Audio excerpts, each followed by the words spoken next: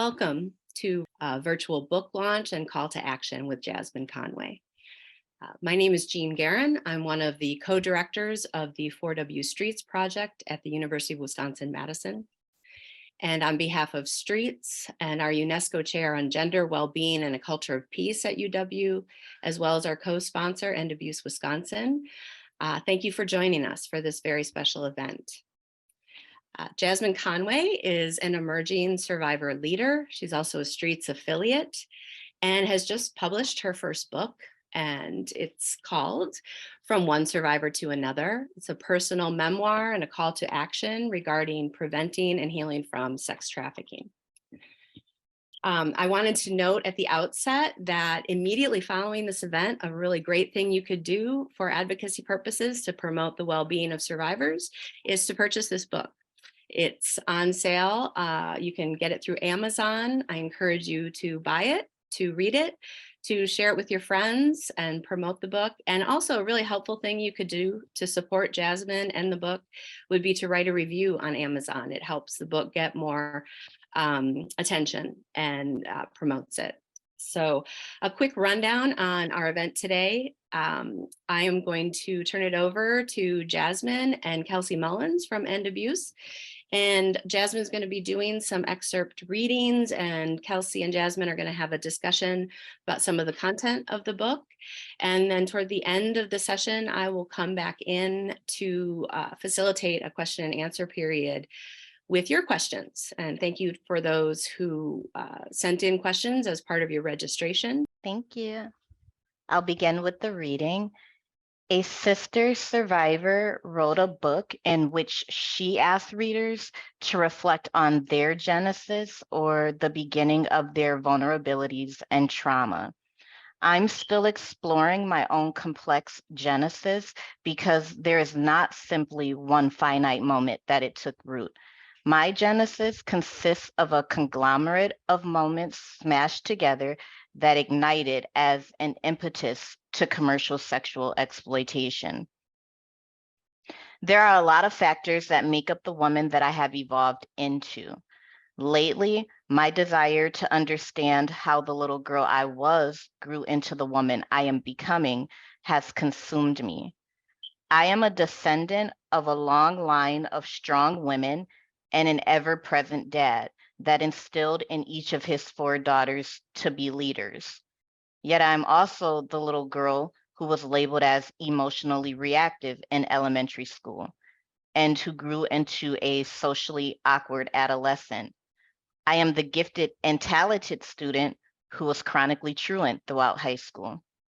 The one who never thought I was pretty and was quick to believe any young man who feigned interest in me was my knight in shining armor. To my dismay, intimate partner relationships throughout my adolescence were often characterized by impermanence and quick dissolution, which stood in direct contradiction to my upbringing. My parents met in high school and remain together to this day, so I erroneously sought and anticipated loyalty and commitment in an adolescent relationship too. Many people erroneously believe that victims of sex trafficking are abducted, restrained, and otherwise forcibly compelled into the life. This representation is the one that is most often sensationalized in the media and is depicted in images of girls whose hands and feet are shackled, or in movies when a young woman is suddenly kidnapped and taken away from everything familiar. While there are certainly victims of sex trafficking who this introduction to the life does apply, this representation does not accurately reflect the reality of how many of us become victims.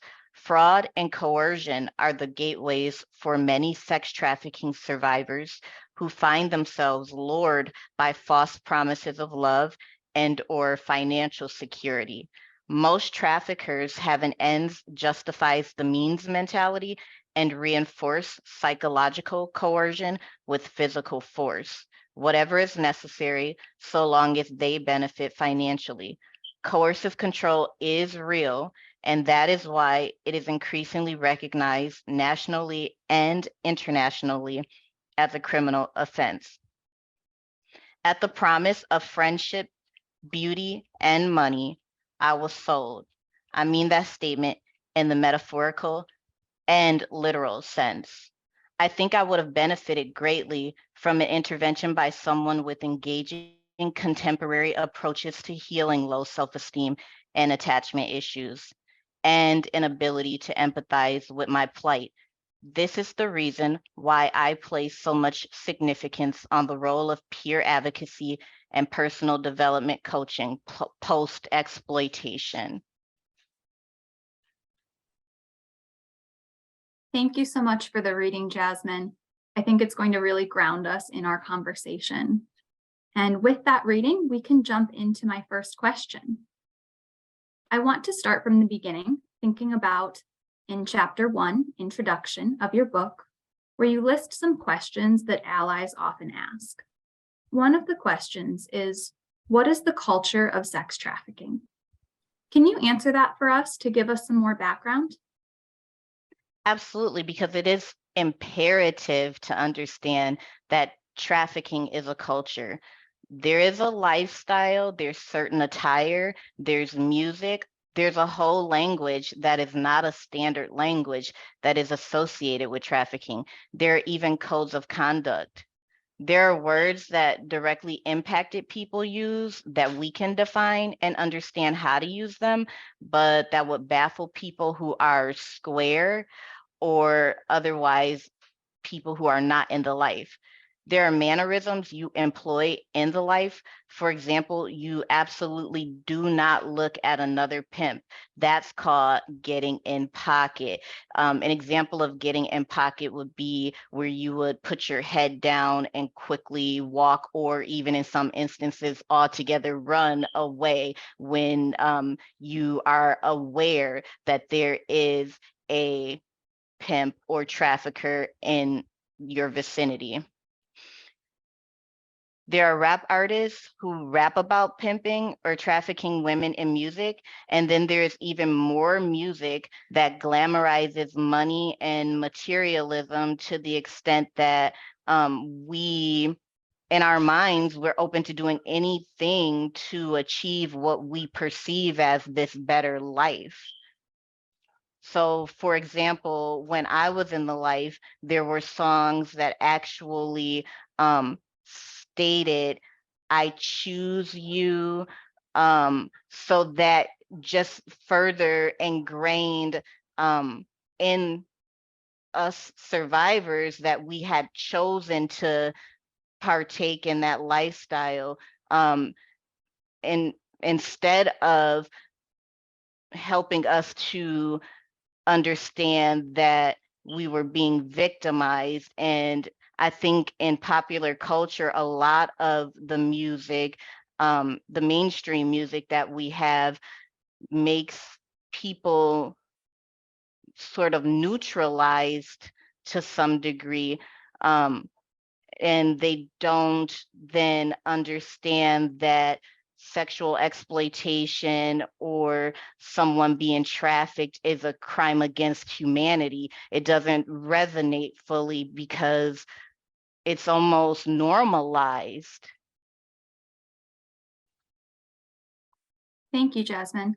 With that, I want to turn to a critical theme that runs throughout your book, and that is that racism further exacerbates the victimization of Black girls and women who are trafficked. For example, you discuss the phenomenon of adultification of Black girls, resulting in them being seen as more responsible for their circumstances instead of realizing that they're exploited. Likewise, you observed that Black survivors faced harsher treatment from law enforcement in sting operations and in arrests. How can allies and advocates be part of disrupting racism in our institutions to better empower all survivors, and especially Black survivors? I think that disrupting racism and empowering Black and Brown survivors really begins with creating a safe place for us to feel like we can weigh in on our experiences and be very authentic in sharing our experiences. There's a lot of reluctance from Black and Brown survivors because we don't want to be perceived as playing the race card. But the reality is our experience was different because of race.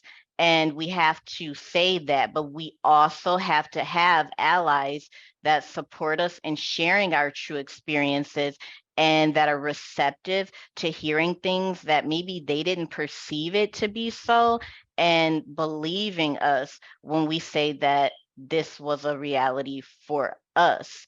So the first thing I will suggest is if you really consider yourself an ally, the most important thing you can do is to constantly be assessing yourself for your own biases and preconceptions too, and just monitoring how you allow those to influence how you perceive what a Black or Brown survivor is saying to you, and to what extent you are willing to release those and exchange them for really actually hearing and accepting as reality what we say to be our truth.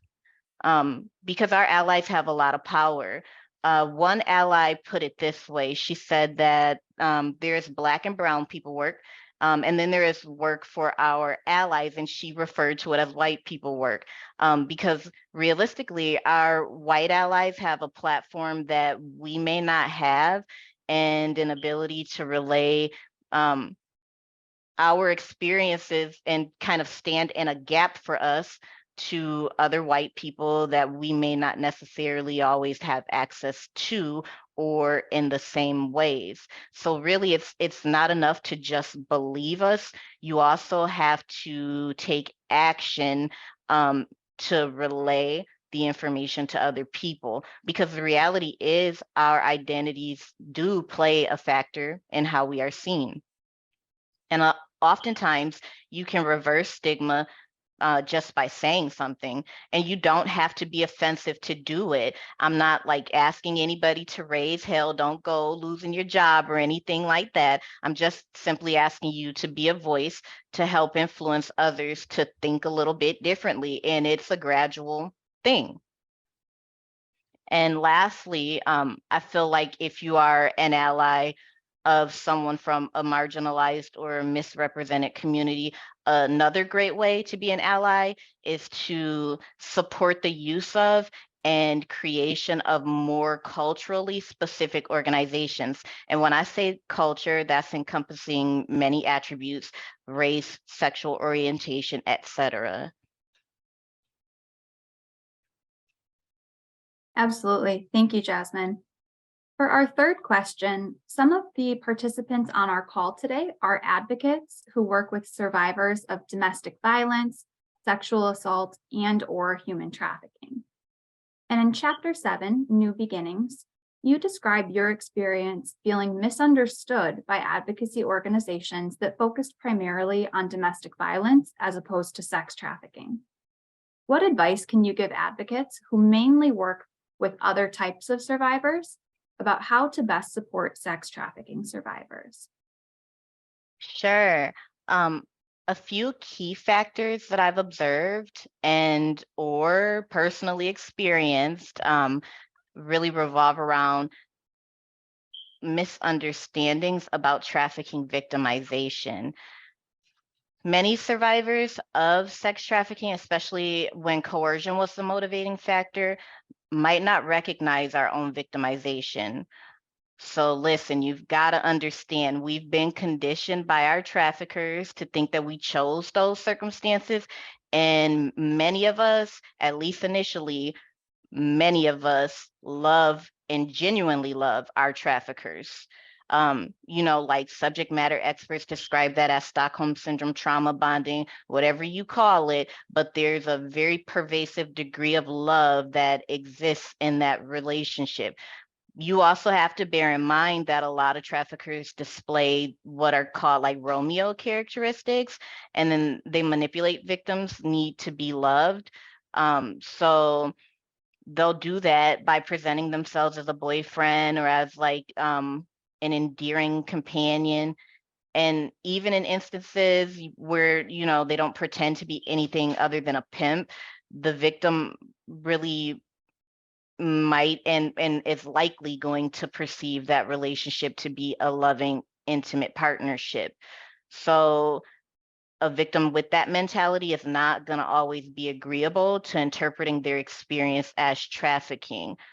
So we'll struggle with the idea that a person we love so dearly was exploiting our vulnerability. So to that end, you'll probably find that you'll do better to match the language that the victim is referring to in their own situation. So for example, if your client is calling the trafficker her boyfriend, you go with that. You don't really want to push back against that because ideally you want to create the trust and the ambiance where you're going to be able to ask open-ended questions. That's really allowing the survivor to draw their own conclusions about their own circumstances. And then the other elements that I can add to this is, for me personally, I definitely believe in the benefits of harm reduction. And that's because I know that to successfully exit the life takes something like on average, 7-ish, 8 tries for survivors. So I really believe in harm reduction tactics. So, you know, like some organizations, some behavioral health providers have even gone to the lengths of, if they know that their client is going to be wanting to phone their trafficker for comfort and reassurance, that they'll provide them with a safer way to get in touch with the trafficker. So like a disposable phone line. You know, I'm not suggesting that that is what everybody do, but what I'm saying is you will want to, you know, just kind of take into yourself what this person is actually feeling and think of ideas that you can do with them safely to work through whatever it is that they're feeling, whatever that trauma bond or trigger or attachment is, because I think really it revolves around providing a safe and non-judgmental ear and building the trust, because you got to really establish that trust with the survivor. Those are all really effective ways to decrease recidivism in the survivor population. And the last thing that I would say is really, really, and I cannot emphasize this enough because I've heard it from more than one survivor, please be careful with the hurtful assumptions. So there are a lot of well-meaning people in direct service agencies that carry a set of assumptions about survivors, specifically of sex trafficking and commercial sexual exploitation, that aren't necessarily as prevalent towards survivors of domestic violence. Mainly, there's an assumption that like a survivor of sex trafficking can take care of themselves. They have money, they're capable of making money. They should be able to figure out any like housing problems or financial hardships by themselves independently. But then ironically, when it comes to adhering to rules, direct service organizations tend to think that we should be like compliant all the time. So here's this kind of almost a contradiction where there's, on the one hand, we should be independent. On the other hand, we should just be compliant. But then a lot of direct service organizations seem to forget that when a survivor has just escaped circumstances where there was no sense of independence, that putting them in predicaments where they feel like they're being made to jump into another situation where they don't have any independence isn't necessarily going to be agreeable either, even though it might be well-meaning. So I say all that to say that when working with survivors of sex trafficking, the best thing to do is really to just be prepared to pivot, because you're going to have to step away from some standard approaches of advocacy, and you're going to have to kind of customize what you know. So go with what you know, but put a little spin on it. So Thanks, Jasmine. Mhm. I do have 2 follow-up questions, but I'll let you finish your thought if you're still Oh, thinking and answering this one. so I just wanted to let everyone know that I'm currently contracted with the Avery Center to create a digital training actually for direct service providers. And then my area of focus is to be able to actually present direct service providers with a comprehensive application of what trauma-informed direct service provision looks like for survivors specifically of pimp-controlled sex trafficking, using research and evidence. So just check out my website, www.OneSurvivortoAnother.com, for developments. And you can also feel free to email me about trainings at Jasmine Conway at OneSurvivortoAnother.com. Thanks so much. So I do have one follow-up question for you related to this. Something you said was how many survivors may have attachments to the life and may not recognize their own exploitation or victimization.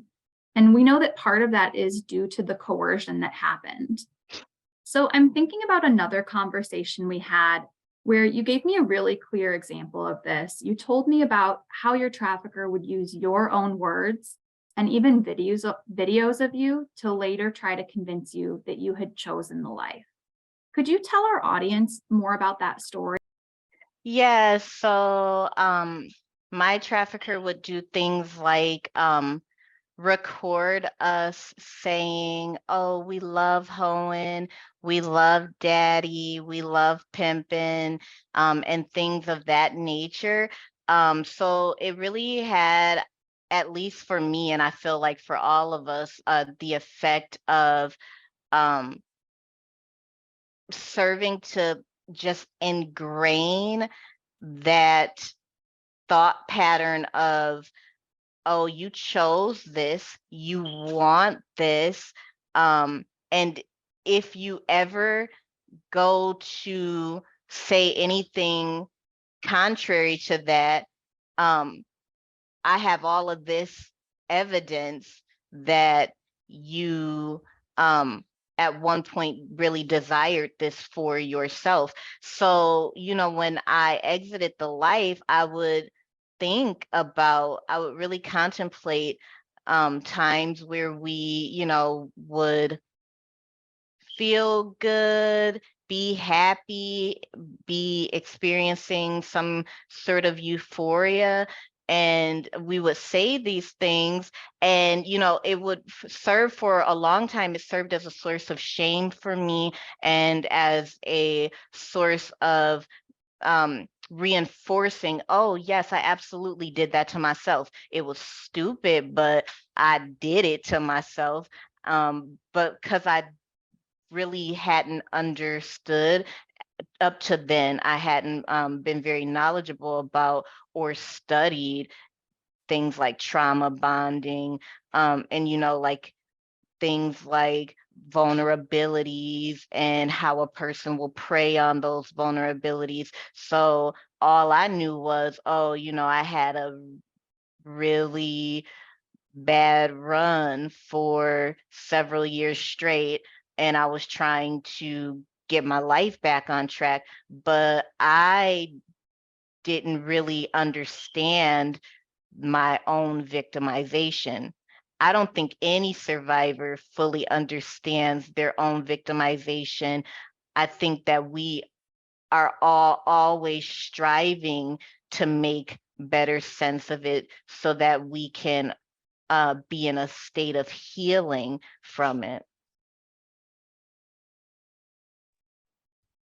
Thanks, Jasmine. I think that's just such a clear example of coercion and how that affects your own view of what happened to you. I think it's really important for service providers as well as students to hear that example to illustrate how this happens and how it affects survivors. I have one final question for you, and that's throughout your book, especially in chapter 8, Activating Allies, you talk about people you encountered in a variety of professional fields who failed to notice the exploitation that you were experiencing. You also point out the importance of having allies in all fields, especially education and wellness. I think that you have one excerpt that really addresses two questions that I have for you. And those are for the students who are with us today, who will soon be entering their first careers. What advice can you give them to embody allyship no matter their career choice? And how can allies be part of disrupting systemic oppression and injustice? Okay, I think a reading from the chapter titled Activating Allies will really give some context here. The etymology of ally is rooted in the Latin word alligare, meaning to bind together. We use the term ally as both a noun and a verb, the former to recognize someone who supports a marginalized or underrepresented group of people that they do not belong to. In this instance, I'm referring to survivors of sex trafficking and commercial sexual exploitation. There are many ways to be an ally, all of which are equally important and valuable. The critical first steps towards allyship are awareness, empathy, and education. Awareness is the first step because when a person is not directly impacted by sex trafficking, they have to be awakened to the problems and inequities that survivors routinely face. I believe that awareness, empathy, education, and allyship are positively correlated. I am also certain that the verbal, written, and artistic communications of survivors are integral in the process of fostering empathy. When survivors dare to share our individual stories, we help our allies to better vicariously understand our feelings, thoughts, and experiences. Empathy is a medium that nurtures relationships between allies and survivors. Empathy causes allies to care about survivors and the adversities we face. As a result of this emotional investment, our allies prioritize being educated on our challenges and are simultaneously inspired to identify and contribute to the implementation of solutions that help us to ensure our disadvantages and injustices are being addressed. The next step is for each ally to identify what resources you are willing and able to contribute to the anti-sex trafficking movement. One of the simplest ways to do this is to consider what skills, experiences, and talents you have and how you can use them to support survivors. This is all encompassing. For example, some allies use their professional expertise, such as free mental health therapy, free legal services, life coaching, advocacy, and case management to provide direct assistance to survivors. Some allies choose to use skills such as cooking, yoga, meditation, and even active listening to nourish survivors' bodies, minds, and souls, and others use spoken word, music, and art to honor our journeys and help us to artistically express, release, and heal from our experiences. Some allies demonstrate solidarity through advocacy and choose to combine compelling research and data and powerful spoken and written messages to inform the public and influence policymakers. Other allies prefer to take the message to the streets and use direct action, such as organizing a protest that is written about in journalism and depicted with film and photography. Capturing the essence of survivors' cries for redress and reform, imprinting our challenges and impressing our desired outcomes indelibly on society at large are some of the main intentions of both advocates and activists. And really and truly, the best advice I can give to all of you guys on allyship is that no matter what professional sectors that you enter into, always strive to be relatable. Being relatable is multifaceted. Firstly, it means keeping your mind and heart in a condition that allows you to see situations from another person's point of view and without criticism or judgment of their perspective. It also requires you to allow yourself to consider how your own experiences, while different, may have some commonalities with another person. And it humbles you.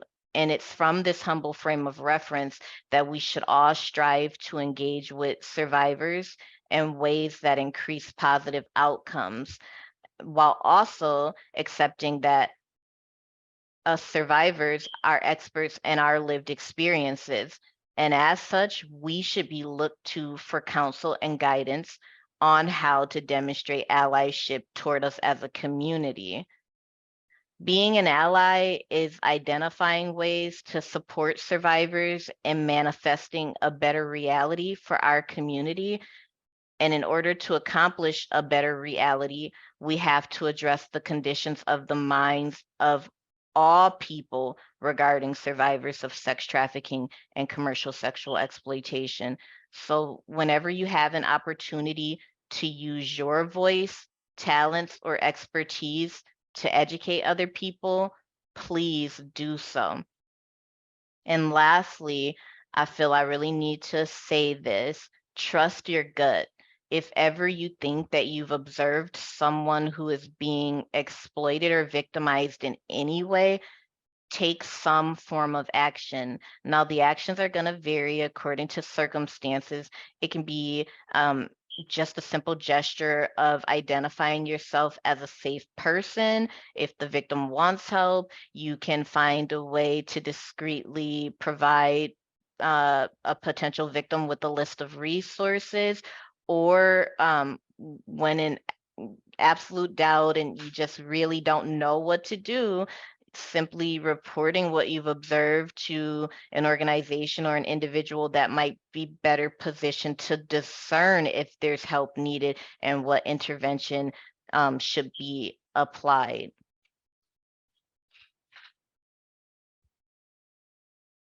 Thank you so much, Jasmine. I think with that, we're ready to answer questions from the audience. Great, thank you both. Thank you, Jasmine and Kelsey. I'd like to encourage everybody. I do have some questions here that were submitted previously, but if you do have any questions based on what you've heard today, please do submit those in the Q&A. And we'll continue to draw some examples from the book that has been really helpful for my own education about this topic and how best to be an ally. I thought I'd build on what you were just talking about allyship, Jasmine, and I love the emphasis that we all have a role to play in any career field. Some of the obvious ones are there, of course, legal, what have you. But I'd like to take it a little bit broader even. We did have a question submitted about just how do we best get the community at large to understand the needs of sex trafficking survivors, victims. So it's kind of that broader community piece where, you know, as you said, sometimes the intervention is going to be something very simple. What was helpful to me was your theater example from the book. Do you remember that of attending a theater? And that's something that in public places, the community at large may be able to identify some situations that could be trafficking. Could you expand on that a little bit and maybe offer some other ideas for the community at large? I'm just reflecting for a moment. Sure, take your time. So the first thing that comes to me, and this is just off the top, because I've done outreach. It is very humbling, and it will allow you to see the humanity in people that you might otherwise never really get an interaction with on a one-to-one level. So if you want to challenge someone to elevate in their way of thinking, one of the most effective ways to do that is to actually show them a new experience. So be that friend that's like, oh, won't you come do this outreach with me? We're gonna volunteer at a domestic violence organization, or we're going to volunteer at an anti-trafficking organization. And then you can actually introduce the said community members to people and faces. That really helps those people that may be on the fence or really don't discern that there's a problem or know that something's going on and it's just not a priority for them because it hasn't impacted anybody that's really important to them. But when you create experiences where someone has to engage with a person and it's just not a blind drive past that person anymore, they have a name, they have a story. That's a really effective way of shifting people's positions. Great, thank you. Yeah, I think that issue of proximity, right? Getting a connection, a human connection, can really help inform and promote our advocacy efforts. We have a question just submitted. What can family do if a family member is most likely in the life and is very non-communicative with anyone? Is there a way to stay connected and show advocacy or education with that person? Yep. Okay, so I have an example of that in my book, actually. And every time I talk about this, woo, I get a little teary-eyed and I try not to, but it's only because, it's my actual experience with my father. So it takes me back to thinking about me and the life and me calling my dad every once in a while. First of all, I want to tell you that if your family member is not calling, it is probably not because they don't want to. It is probably because if they are being trafficked by someone that is controlling them, then they won't necessarily have the luxury of being able to place phone calls to who they want when they want to. So that's what I want to just caution you to like shift if you're thinking that they're not calling because they don't want to. But I was the same way with my family, and my family would go months on end without hearing from me. I'm talking about like almost at one point almost a year without hearing anything from me, to the point where they had to actually call like the medical examiner's office to just check that a young woman that was killed in the area that I was living in wasn't me, because they had no communication. But my dad always, when I did call, he always was really welcoming to me. He always like really re-emphasized for me that I was loved, that I was welcome to come home at any time. And he really avoided, even though I know that he was probably very unhappy to hear me say some of the things that I was saying, and just to be living the way that I was living. He never said anything to really like contradict what I thought at that time was good for me. He really focused on highlighting, like, mom loves you, dad loves you, you have family. He never changed his number. So the whole time I was trafficked, I knew my dad's number. He never changed it. And honestly, that's the only number I did know by heart. So when I exited the life, naturally, when I was like escaping, that's the person that I phoned, and I blew that phone up until I got somebody on it, because I knew my dad's number by heart. So just little stuff like keeping an open ear, you know, when they do call, just letting them know that they're welcome, that despite, because you have to understand, the trafficker will tell you anything but your family loves you and wants you. They're not going to do that, because they have to try to isolate you and make you feel like you have a new family and you have a new set of values. And just about every time that I would try to talk to my family, my trafficker would really get very disgruntled with me.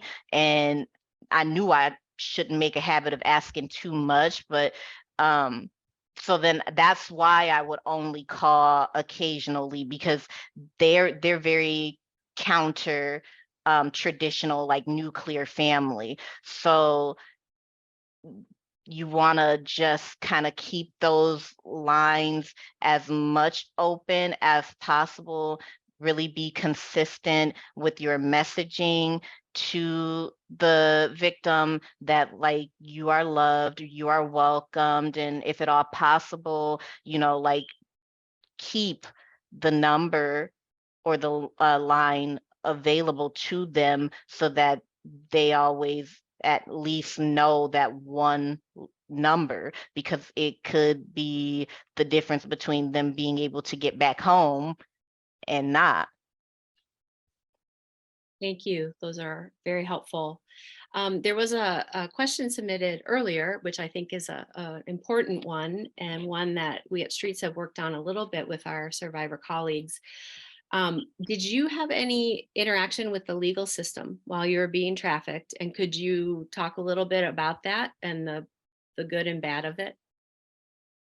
I had a great deal of interaction with the legal system, because I was always getting arrested. Actually, I would be considered a veto, a vice enforcement top offender, because I got arrested a lot of times for like minor offenses, like trespassing mostly, and some soliciting and stuff like that.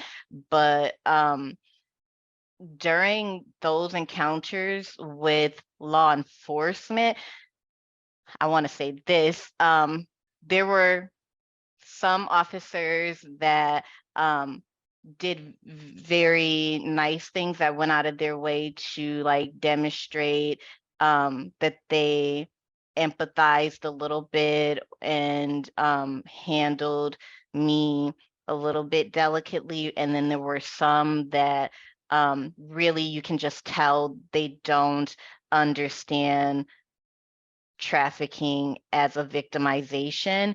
So I would just want to quickly highlight some of the better approaches. For example, I had explained to an officer one time that I was hungry and I hadn't eaten all day. And by this time, I hadn't eaten probably literally for like 24 hours or more.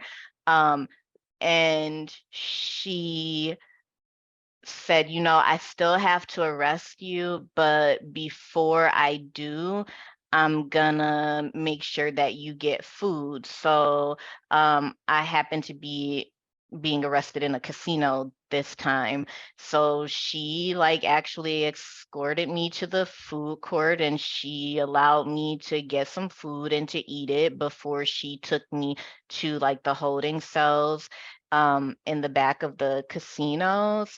Um, then there were officers that, like they would see you and maybe they would just, if they saw you before the other officers saw you, they would give you an opportunity to get out of there because they knew you weren't really the one that was controlling where you were at. And that was one of the reasons why you were being arrested so frequently.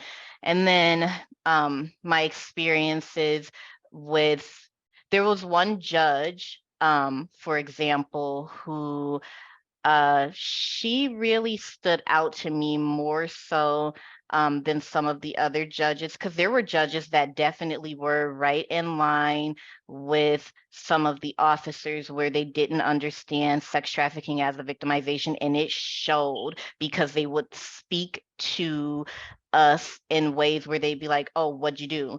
And why'd you do it? And basically like just, assume your culpability. But there was one in particular that she was supposed to sentence me to a 6-month stay in like the county jail because I had an order out of the corridors and that carried a 6-month sentence.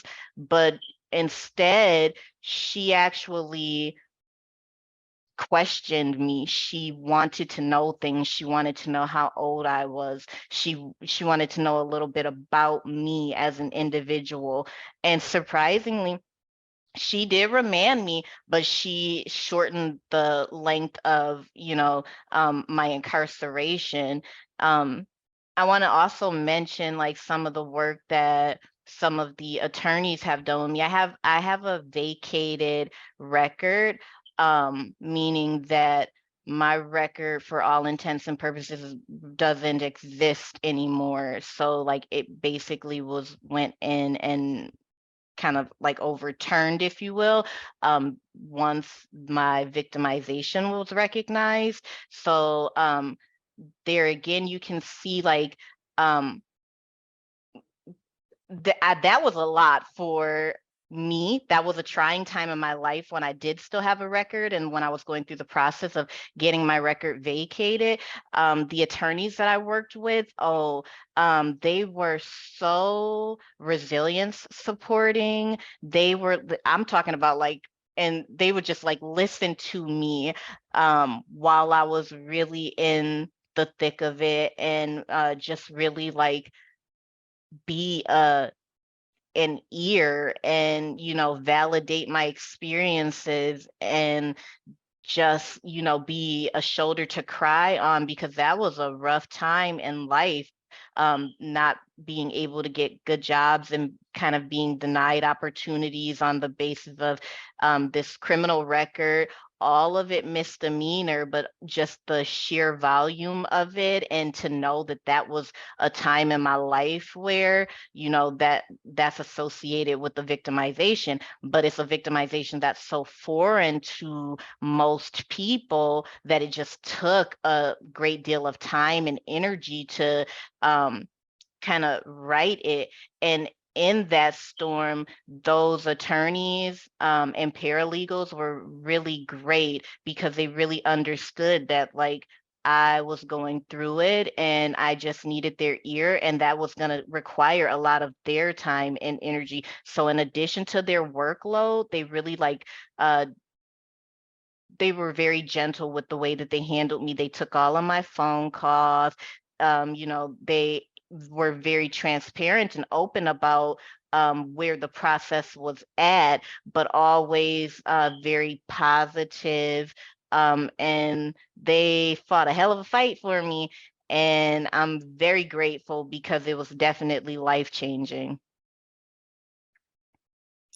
Thank you. And I just wanted to note that Brooke just placed in the chat a link to our most recent UNESCO working paper series on this exact topic of criminalization of survivors and how we can promote their well-being over the longer term. And it was co-authored by Kelsey and Justine Hill. So do check that out. Thank you, Jasmine. And I think it's important to note, some of us aren't aware of the implications of not just that interaction while you're being trafficked, but the implications for you over the long term of having a criminal record and how many challenges that poses. I wanted to just briefly, if you could answer this one, but I want to get your opinion on it. We've been doing also some work on trying to train healthcare providers, service providers in the health field on identification of human trafficking, of sex trafficking. Could you share your experience with the health system as well, and things that health providers should be on the lookout for, or best practices that way? One thing that really strikes me, because it's from my own experience, is that at a point in time, my trafficker wanted all of us to have like a long-term kind of fail-proof birth control. So he wanted most of us to go ahead and get like implanted forms of birth control. And the provider that ultimately did implant the birth control for me was initially skeptical about it. And I could tell because he said to me, "Miss Conway, I just want you to understand, it strikes me as really an unusual, inquiry, because you're only 19-ish and you want this semi kind of permanent form of birth control.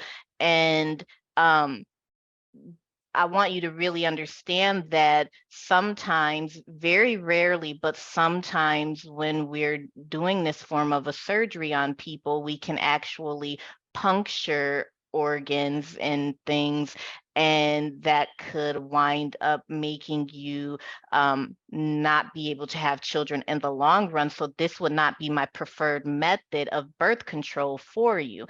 Um, and I just, and I, I was charismatic, and I told him in no uncertain terms, I was like, "Sir, I know all about it, and I have researched it, and I am confident that that is the birth control for me, because I know I don't want children in the next 5 to 10 years."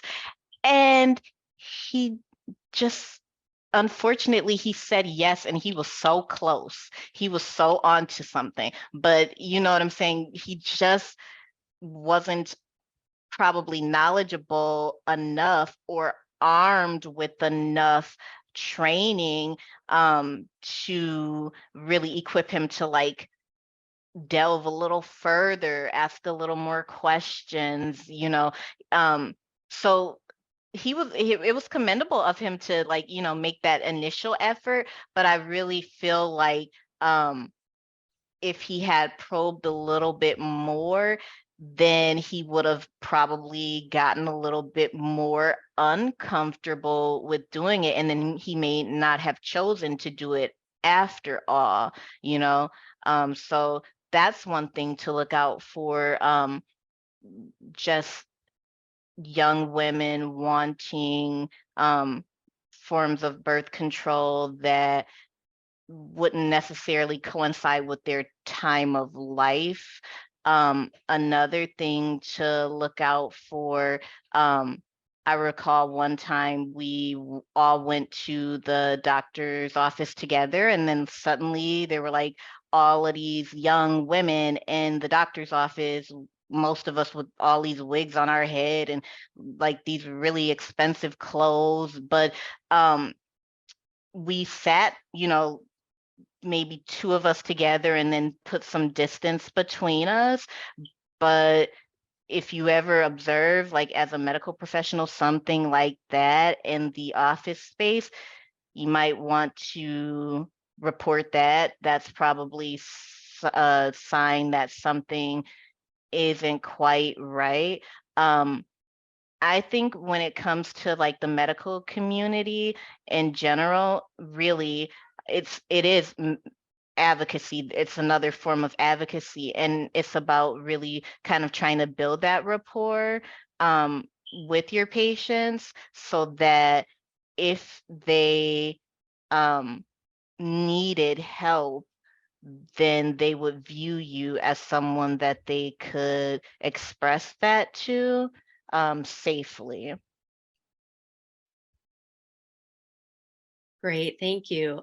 So we have two more questions, but not too much time, Jasmine. But I wanted to pose both questions to you to give you an opportunity. The first one was posted here. After you decided to leave the life, did you want to report your traffickers, or were you encouraged or pressed to report your traffickers or information on the circuit? You know what? Interestingly, couple elements to that. I did not want to report my trafficker because I loved my trafficker.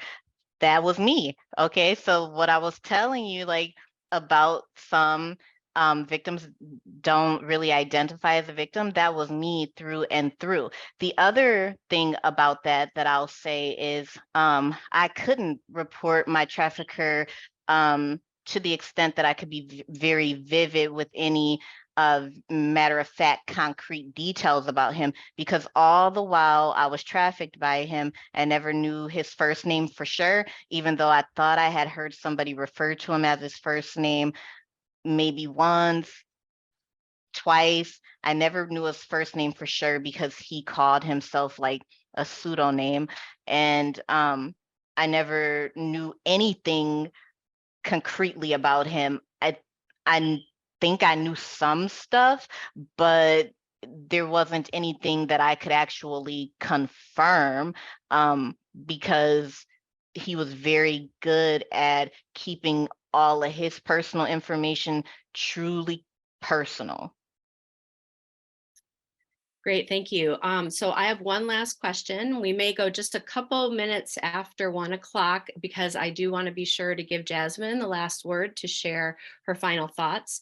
But one really important question, I think, also came in earlier that I wanted to pose to you for advice for others listening. How do you navigate and cope with your own trauma when advocating for others? That's a good question. So I have learned to set boundaries. So if I don't think that based on what is being detailed to me, that I am the best woman for the job, then I can relay that to another advocate who may not have necessarily the same triggers as I do, but can also be of assistance. But honestly, I never have really encountered too many triggers in identifying with survivors. And that's why I love peer support, because it's really actually cathartically healing, because we're able to process. Like my motto is healing me, healing we, because if it's helping me, then I show it to my survivor sisters and vice versa. They identify things to help us heal, and then they can show me. And like we do things in the spirit of like trying to help us all achieve personal and professional development. And so like rarely am I actually triggered by any of my survivor community's experiences. In fact, I can't really recollect one that I've been really triggered by. My triggers, I'm very familiar with my own triggers. So like I'm very learned with my own. And for those, I do a lot of different things. First of all, I have a strong sense of spirituality. So I'm strongly like, you know, I'm very dedicated to my faith. So I will consult with my spiritual community. I have healthy mediums, you know, I will meditate, I will listen to solfeggio tones, or you know, I'll wear crystals to change the energy. So there's a lot of things. I write. Writing is very like, you know, I make a habit of like, if I have a real tough day, I'll write it out until I can like put it on paper and put it out of me. So there's like a lot of ways that you can do that, but the most important portion of that is know that like you don't always have to, just because you can show up for others and you should show up if you can, doesn't mean that you always have to show up to the detriment of yourself. If something is too traumatic for you, too triggering, it's okay to pull back. And self-preservation is imperative, you know, so you can be of no good to anybody if you can't be of any good to yourself, because people will mimic what you show them. So yeah, it's okay to, you know, say I have to tap out of this one and I have to trust that, you know, someone else that is qualified has it from here. Thank you, Jasmine. And I think we're about ready to wrap up. So I'd like to give you a chance to share your final thoughts and be the last word before we end. And I'll be really short. And I think that this sums it up really nicely. Commercial sexual exploitation is not a victimless crime. I was not simply a willing participant. At the core of the exploitation are people who have value and are worth saving.